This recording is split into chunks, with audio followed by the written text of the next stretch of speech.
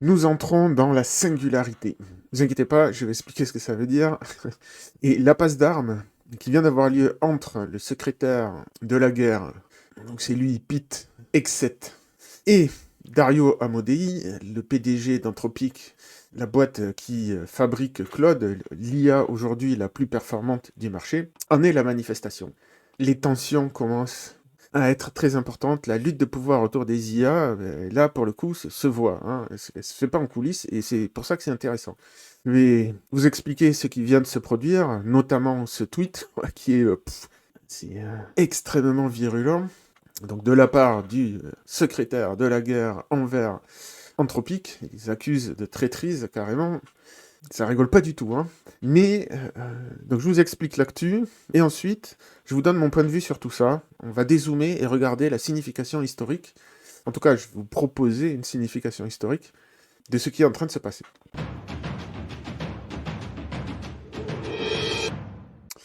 Ok, donc, je vais lire le tweet parce que ça vaut son pesant de cacahuètes quand même. Ce week-end, Anthropic a fait une masterclass d'arrogance et de trahison, ainsi qu'un cas d'école de comment ne pas faire du business avec le gouvernement des États-Unis et le Pentagone. Notre position n'a jamais varié et ne variera jamais. Le département de la guerre, c'est comme ça qu'il s'appelle hein, aux États-Unis, c'est plus le département de la défense. C'est Trump, pardon, qui a voulu ça. Lapsus. Euh, doit avoir un accès plein et entier au modèle d'Anthropic, donc à Claude, pour tous les usages légaux prévus en défense de la République. Bon, on peut être d'accord ou pas, mais grosso modo, ça s'entend, quoi. Hein. À la place, Anthropic et son dirigeant, son PDG, Dario Amodei, ont choisi la duplicité. Duplicité, hein. Et je vous expliquer après ce que... D'ailleurs, il y a une réponse de Dario, on va y jeter un coup d'œil. Hein. Euh, en s'abritant derrière la rhétorique, comment on traduit Sanctimonious Eh oui, moralisatrice, de l'altruisme effectif, c'est une idéologie qui a pris racine euh, en Californie, aux États-Unis, dans les milieux tech notamment. Je vous explique rapidement, hein, c'est pas le sujet, mais c'est quand même relié, puisqu'il en parle. L'idée, c'est on veut bien donner de l'argent pour des causes altruistes, parce qu'on gagne bien nos vies là-bas. Enfin, je parle pas de moi, hein, je parle des gens en Californie, la Silicon Valley. Mais on veut que ça serve à quelque chose. On veut que vous chiffriez les résultats. On veut une garantie que l'argent qu'on donne, il est efficace. Voilà, c'est l'altruisme efficace. C'est le point de départ. Hein. Après, on pourrait aller très loin derrière sur ce qu'il y a, mais bon, c'est pas le sujet. Donc, ok. Derrière la rhétorique moralisatrice de l'altruisme efficace, ils ont essayé de tordre le bras des militaires américains et de les soumettre. Un acte de lâcheté, de signalement de vertu. Bon, ça se traduit mal en français, mais d'afficher sa moralité, quoi. Hein, d'entreprise qui place l'idéologie de la Silicon Valley au-dessus des vies américaines, puisque bah, ouais, le département de la guerre, son rôle, c'est de défendre les vies américaines. Donc les conditions d'utilisation de l'IA d'Anthropic, de Claude, de l'altruisme déficient, au lieu déficient, hein, c'est un jeu de mots, ne pourra jamais surpasser la sauvegarde des vies américaines et des troupes sur le champ de bataille. Leur véritable objectif, on ne peut pas se tromper sur le véritable objectif, c'est d'avoir un droit de veto sur les décisions opérationnelles des militaires américains. C'est inacceptable. Encore une fois, je ne prends pas parti, que vous soyez d'accord ou pas d'accord, ça peut se comprendre. Comme le président Trump l'a dit sur son réseau social Truth, Vérité, c'est au commandant en chef et au peuple américain seul, donc à travers les institutions, de déterminer le destin de nos forces armées, et non des directeurs de boîtes non élus. La position de l'Anthropique est fondamentalement incompatible avec les principes américains. Et là, ce qu'il va dire, hein, c'est sévère, quoi. Hein. Leur relation avec les forces armées américaines et le gouvernement fédéral a ainsi été altérée de manière permanente et définitive. Donc en plus de l'injonction du président américain, moi, directeur du département de la guerre, je désigne la société Anthropic comme euh, un risque dans la chaîne d'approvisionnement pour la sécurité nationale. Effectif immédiatement, aucun contractant, ni fournisseur ou partenaire qui font du business avec les militaires américains ne doit avoir de liens commerciaux, d'activités commerciales avec la société Anthropic. Je laisse 6 mois à Anthropic, en gros, pour faire la transition, mais voilà, je ne veux plus entendre parler d'eux, cette décision est finale. Les soldats américains ne seront jamais tenus en otage par une idéologie qui nous vient des grosses compagnies de la tech, avec des caprices des compagnies de la tech. Bon voilà, vous voyez, c'est du beau trash talk en mode très policé, hein, mais n'empêche. Donc qu'est-ce qui s'est passé? Et donc la réponse de Dario Amodei, juste après ce tweet, hein, donc il mentionne ce tweet, ce tweet. Plus tôt dans la journée, le secrétaire de la guerre a publié un tweet, gna gna gna gna. Bon, et c'est là où ça devient vraiment intéressant. Vous allez voir et comprendre la position d'Anthropic sur ce sujet, donc de Dario Amodei. Donc il dit, bon, tout ça, ça suit des mois de négociations qui ont abouti à une impasse à propos de 2 exceptions. En gros, Anthropic refuse que son modèle soit utilisé pour de la surveillance domestique de masse, donc surveiller sa propre population, c'est ça que ça veut dire, hein, surveiller les Américains, et pour des armes pleinement autonomes. Une arme pleinement autonome, c'est grosso modo, une arme, une fois que vous l'avez déployée, elle décide elle-même sa cible et si elle tire. Il n'y a pas un humain qui prend la décision de dire « je tire sur cette personne ». C'est l'arme qui décide elle-même, une fois qu'elle est déployée. Okay, donc Claude dit « je veux pas que ça soit utilisé pour ça ». Et les militaires disent bah c'est pas à toi de décider. C'est une question de principe, je pense. Les militaires ne disent pas on veut l'utiliser pour ça, ils disent ce n'est pas à toi de décider ça. Nous on fait ce qui est légal. Si c'est légal de faire de la surveillance domestique de masse, ils le feront. Si c'est légal d'avoir des armes automatiques et autonomes, bah ils le feront. Dans le cadre légal. Et c'est là où on est sur un dilemme éthique. Évidemment, moi je suis pas pour la surveillance domestique de masse. Les armes autonomes, je sais pas. Il dit donc, pour le second cas, les armes autonomes, les modèles ne sont pas prêts pour faire ça. Ils ne sont pas assez fiables. Et ça mettrait en danger des soldats américains. Et pour la surveillance domestique de masse, il dit, ça viole les droits fondamentaux. On n'est pas d'accord. Que ce soit légal ou pas, hein, grosso modo. Le fait de nous désigner comme risque pour la chaîne d'approvisionnement, alors qu'ils sont américains, hein, historiquement, c'est réservé aux adversaires des États-Unis. Ce n'est jamais arrivé que ce soit appliqué à une société américaine. Donc je vous ai dit, il y a des grosses tensions parce que, et je vais expliquer ça maintenant, parce que ces IA atteignent des capacités surhumaines, d'ores et déjà. Et on n'est que début 2026. Déjà, on ne sait même pas trop ce qu'on aura d'ici la fin de l'année, parce qu'elle double à peu près de capacité environ, ça dépend, 5-6 mois. Donc, d'ici la fin de l'année, elles auront peut-être fait x3, x4 en capacité. Et en plus, et l'année prochaine, c'est pareil, ils vont refaire x4. L'année d'après, encore x4, et d'ici... C'est fou. D'ici 2030, grosso modo, il y a 4 ans, 4 fois x4, ça fait 16 fois 16, ça fait 256. D'ici 2030, écoutez bien ce que je dis, les IA, si la tendance se poursuit, et pour l'instant, c'est pas qu'elle se poursuit, c'est qu'elle s'accélère. Donc d'ici 2030, les IA seront 256 fois plus puissantes. Elles sont déjà surhumaines. Vous comprenez les enjeux qu'il y a, j'espère. Donc je vais vous expliquer. Je suis un ancien directeur technique. Je faisais de la programmation. J'ai arrêté, je faisais de la programmation et puis je m'occupais de projets complets. Donc tout le cycle d'un logiciel, sa sécurité, son déploiement, ses backups, ses sauvegardes, etc., etc. Bon, il y a plein de trucs, sans rentrer dans les détails techniques. Et j'aime la technique et j'ai toujours apprécié le codage. J'ai toujours codé, même quand j'étais directeur technique. Mais bon, au bout d'un moment, j'ai arrêté parce que ça me saoulait, c'était trop répétitif. j'ai repris le codage depuis qu'il y a les IA, parce que les IA et codent à ma place. Et du coup, moi, ce que j'aime, c'est créer des choses.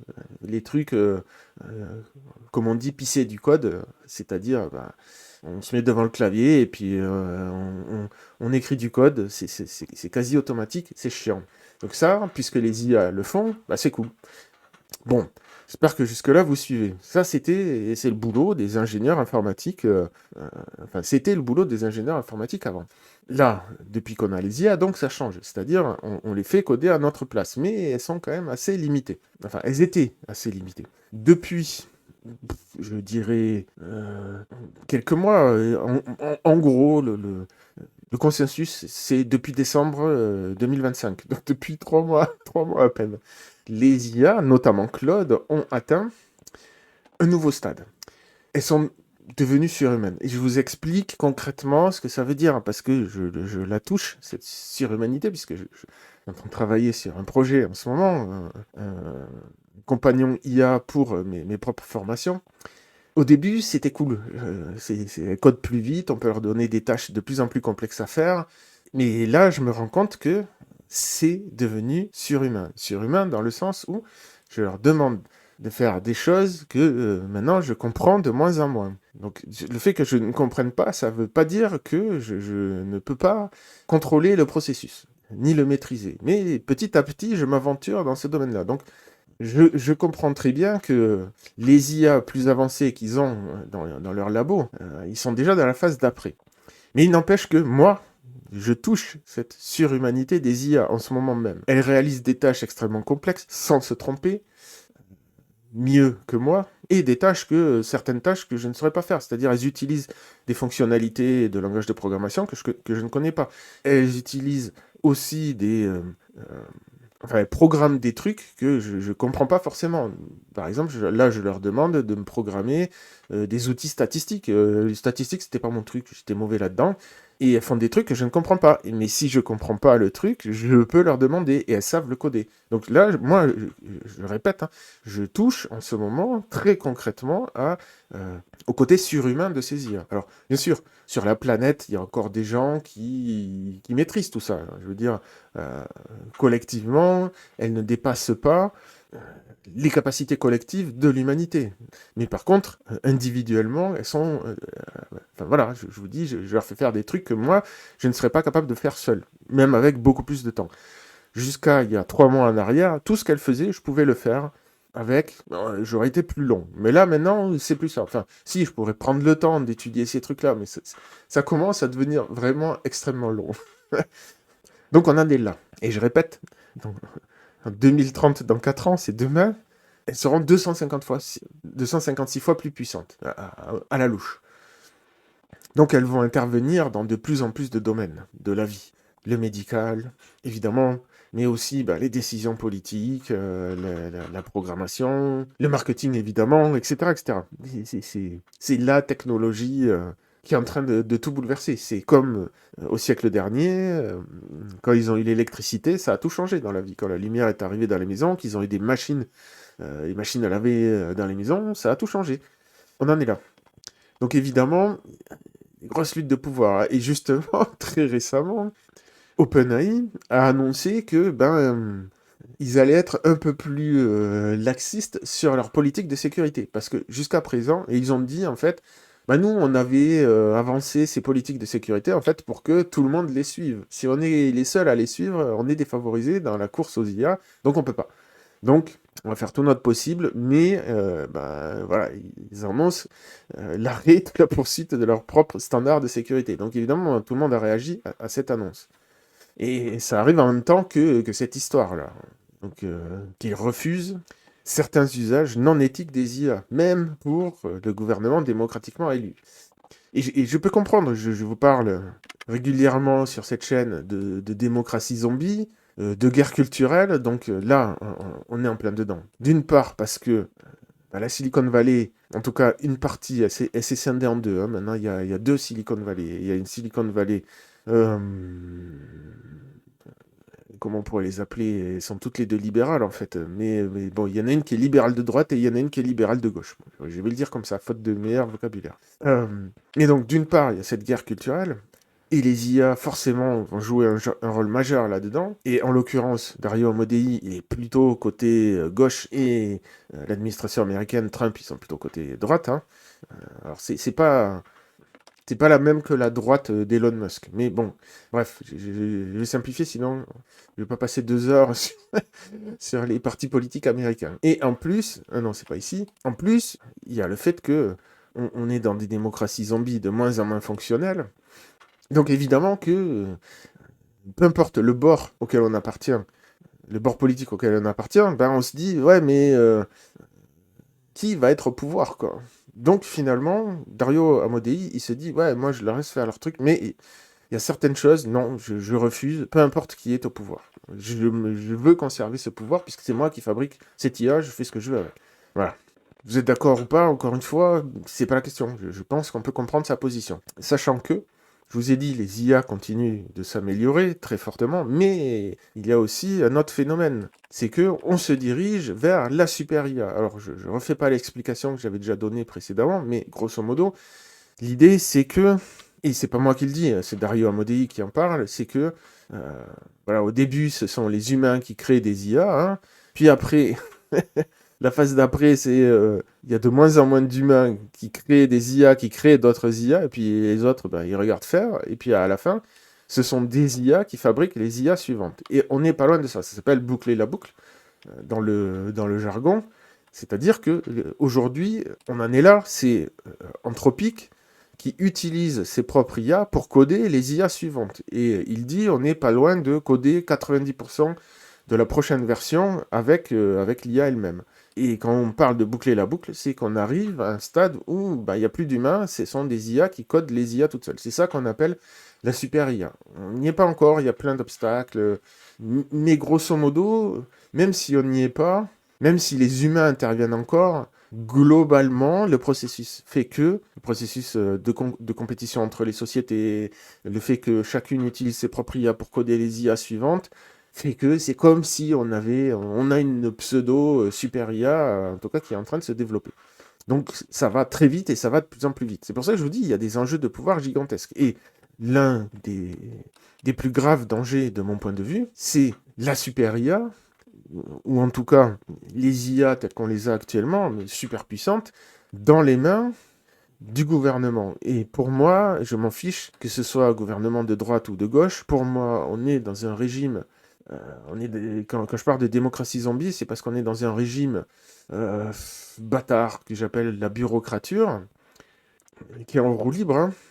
Et si on refile les IA à cette entité-là, alors j'en parle globalement, et derrière, c'est une culture, ce sont des gens, des comportements qui parasitent la société.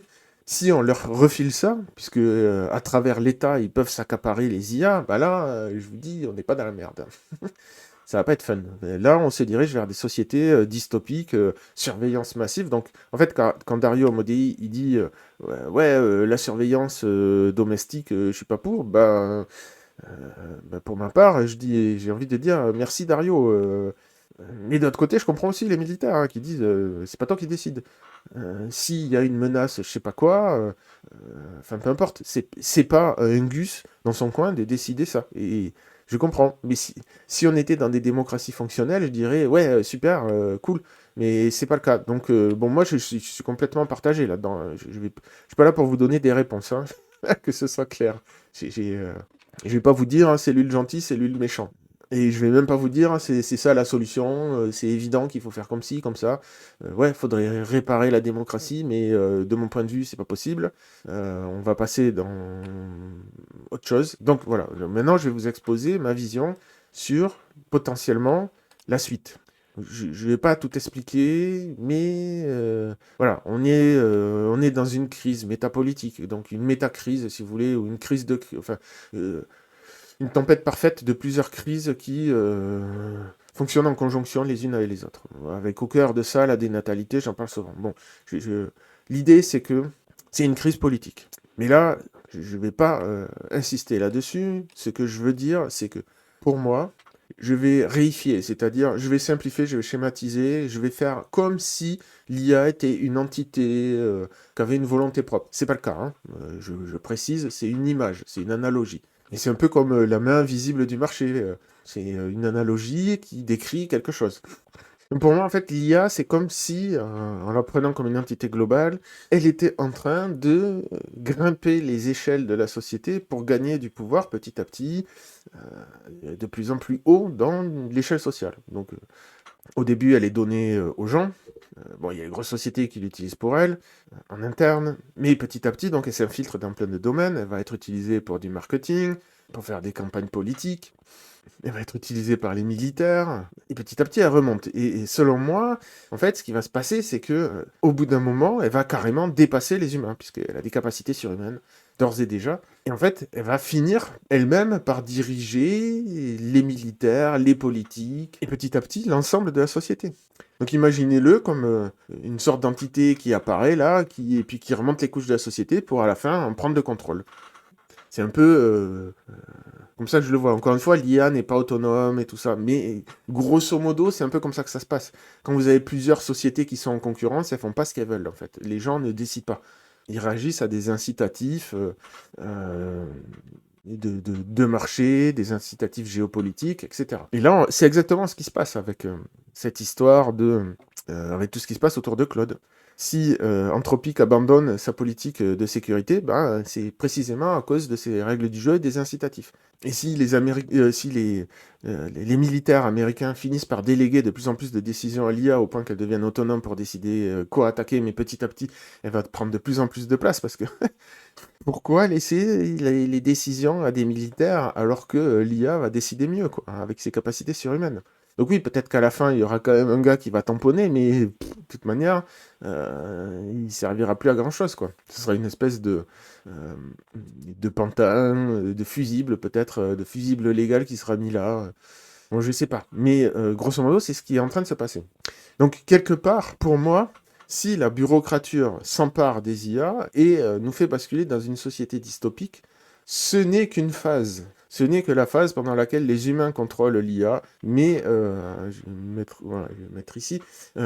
Mais cette phase va être dépassée par la phase où l'IA va aller encore au-dessus et prendre le contrôle de la bureaucrature et du reste de la société.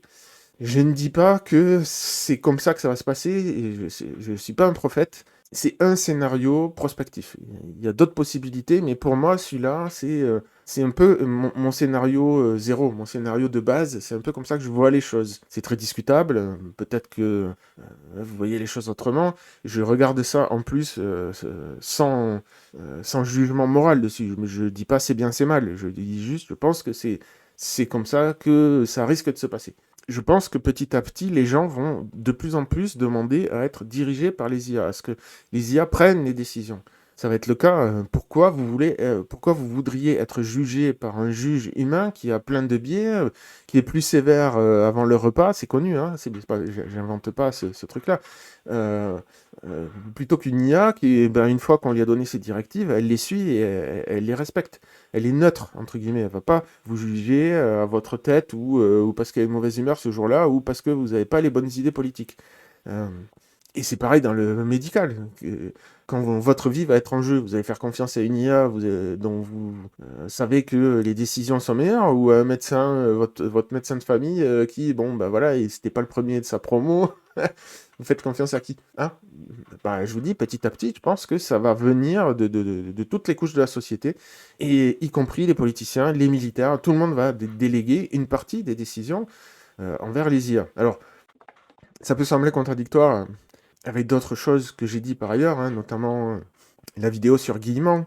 Je dis, mais non, mais bon, je vais nuancer. Je vais dire, oui, c'est plus compliqué que ça. Disons que ça dépend comment on regarde les choses. Donc certaines décisions, on va déléguer aux IA, d'autres, elles vont nous donner plus de possibilités de décision, et d'autres, ben, il y a des décisions qui n'en sont pas vraiment.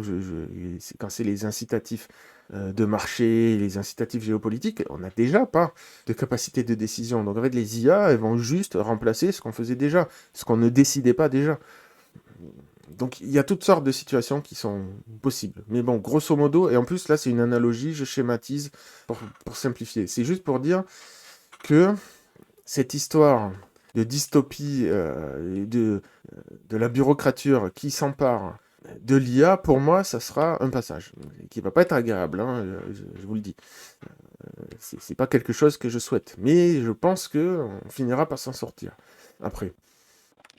Donc voilà le tableau d'ensemble sur cette histoire d'Anthropic. Je vais rajouter des petites anecdotes. La fourberie ultime de Sam Altman. Ah là là. Alors, je l'aime pas, mais il me donne que des raisons de ne pas l'aimer non plus, hein. Bon. Donc il vient d'annoncer... C'est juste dingue. Il vient d'annoncer que il a abouti à un accord avec le département de la guerre pour déployer ces modèles dans les réseaux militaires. Donc l'inverse d'Anthropic. Donc Sam Altman, c'est le PDG d'OpenAI, ChatGPT, hein, c'est l'IA la plus connue. En gros, ChatGPT, c'est l'IA pour les populos, et Claude, c'est l'IA pour les pros, pour l'instant, plus ou moins. Bon bref, donc il a eu un accord, mais il peut pas s'empêcher de dire que lui-même respecte les mêmes lignes rouges que Dario Amodei, donc le PDG d'Anthropic, et qui dit les deux plus importants principes de sécurité, c'est l'interdiction de l'usage pour la surveillance domestique de masse et pour les armes autonomes. C'est un peu de la gueule du monde, quoi. Donc Anthropic a été refusé pour ces raisons. Eux, ils sont acceptés, mais il dit ouais, mais nous aussi, on est comme Anthropic. Donc en fait, il veut jouer sur les deux tableaux, quoi. Il veut avoir il veut rentrer dans le gouvernement américain parce qu'évidemment, il sait que un, ça va lui rapporter beaucoup d'argent, mais deux, ça va lui rapporter beaucoup de pouvoir. Et d'autre part, il veut quand même jouer sur le tableau. Oui, mais on propose une IA sécurisée, on a les mêmes lignes rouges que les gentils. Bon, c'est du foutage de gueule à la Sam Altman. Bon, voilà. Mais oui, on est engagé à servir l'humanité. L'humanité, c'est Sam Altman, hein, je vous le dis, quoi, hein. Alors, il s'est pris une note, j'ai pas regardé. Ouais, donc, ce que dit le gouvernement américain, c'est que les IA, l'usage des IA est autorisé pour tous les usages légaux, c'est tout. Si c'est légal, les armes automatiques, bah, c'est légal, voilà. Donc voilà, il s'est pris quelques notes, méritées selon moi. Et enfin, est apparu ce site, Nous ne serons pas divisés, qui est très très intéressant. Je vais vous expliquer pourquoi.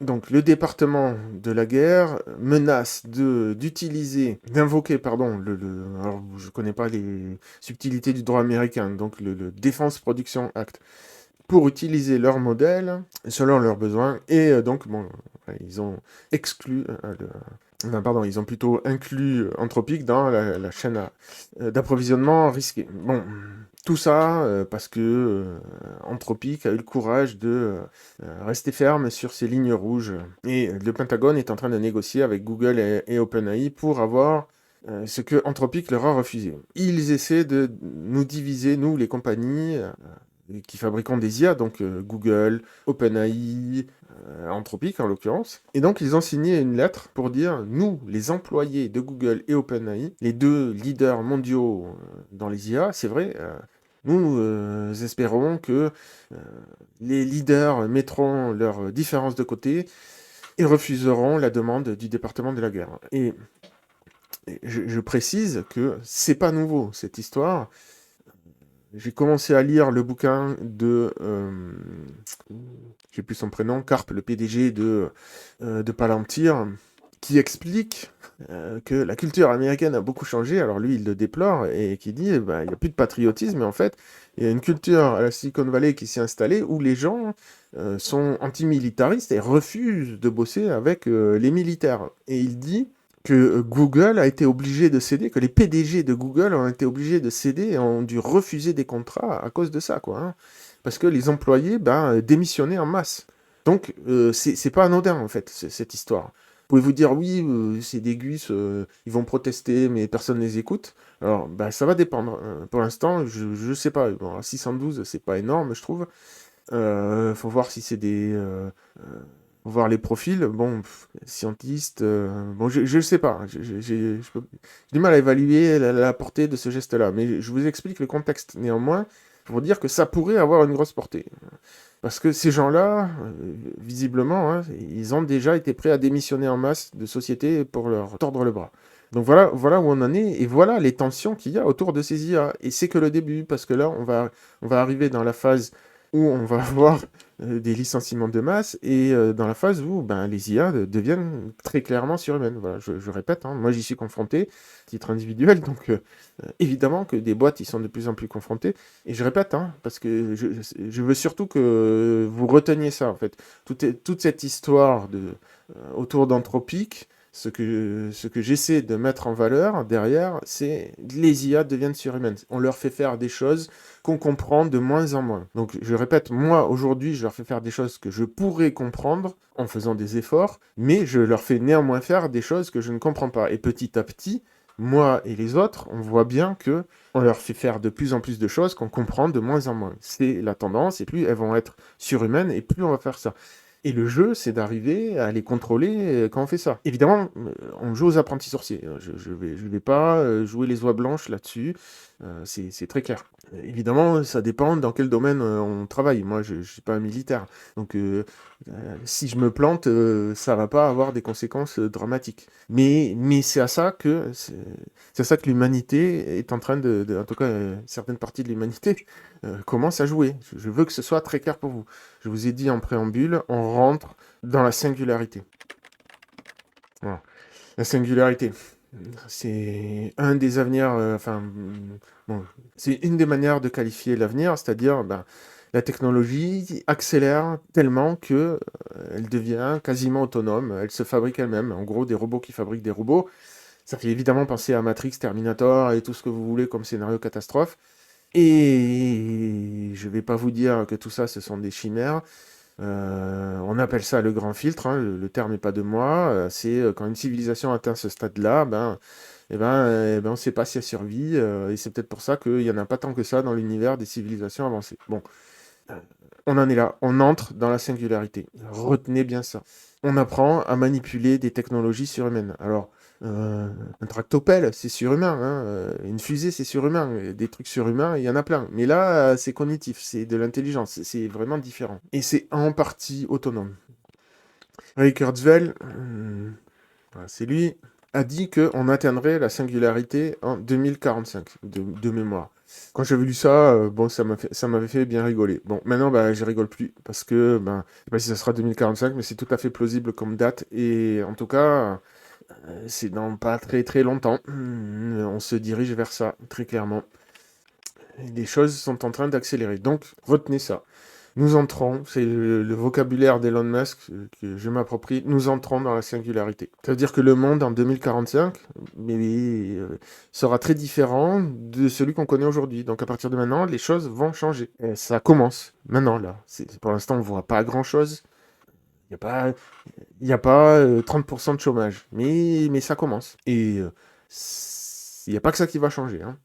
Et des guerres de pouvoir, donc comme on vient d'en voir dans cette vidéo, comme je viens de vous l'expliquer, ce genre de tension, il va y en avoir de plus en plus.